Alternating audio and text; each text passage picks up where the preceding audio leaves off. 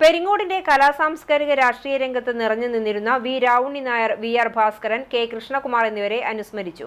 Peringode bank പരിസരത്ത് നടന്ന അനുസ്മരണ സമ്മേളനം തദ്ദേശ സ്വയംഭരണ എക്സൈസ് പാർലമെന്ററി കാര്യ വകുപ്പ് മന്ത്രി എം.ബി. രാജേഷ് ഉദ്ഘാടനം ചെയ്തു. സംഘാടക സമിതി ചെയർമാൻ കെ സുരേഷ് ബാബു അധ്യക്ഷനായി.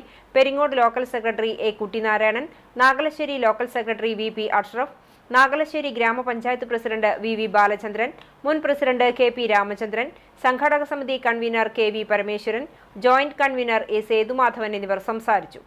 ചാലിശ്ശേരി ഹരിശ്രീ കലാക്ഷേത്രയുടെ മരംകൊട്ടുപാട്ട്, കരോക്കെ ഗാനമേള, ഫ്ലവേഴ്സ് ചാനൽ ഫെയിം, ശരവണൻ പെരിങ്ങോടിന്റെ സ്പോട്ട് ഡബ്ബിംഗ്, മിമിക്രി തുടങ്ങിയ കലാപരിപാടികളും അരങ്ങേറി.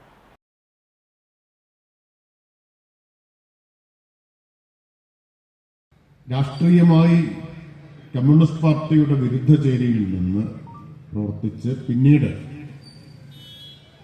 രാഷ്ട്രീയമായ ഒരു മാറ്റത്തിന് വിധേയനായി ഇടതുപക്ഷ ആശയങ്ങൾ മനസ്സിലാക്കി അതിൽ ആകൃഷ്ടനായി പിന്നീടൊരു സന്ദർഭത്തിൽ ഇടതുപക്ഷത്തിന്റെ വഴി തിരഞ്ഞെടുത്ത ആളാണ്.